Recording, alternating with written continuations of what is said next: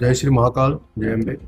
આજનું જે સ્વાન ભોજન હતું એ અમારા પાર્થભાઈ પટેલ તરફથી હતું. એમના તરફથી અનુદાન મળેલ હતું. અમને કહેવાય છે કે કંઈક સારું કરવા નીકળીએ ને એટલે 18 મુશ્કેલીઓ આવે. અમને પણ પડી રહી છે અત્યારે બહુ જ મુશ્કેલીઓ, પણ તમારા બધાનો પ્રેમ, સાથ અને વિશ્વાસ તમને મજબૂત બનાવે છે.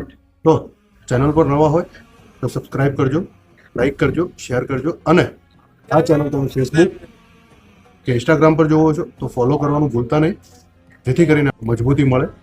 જય શ્રી મહાકાલ, જય હિન્દ.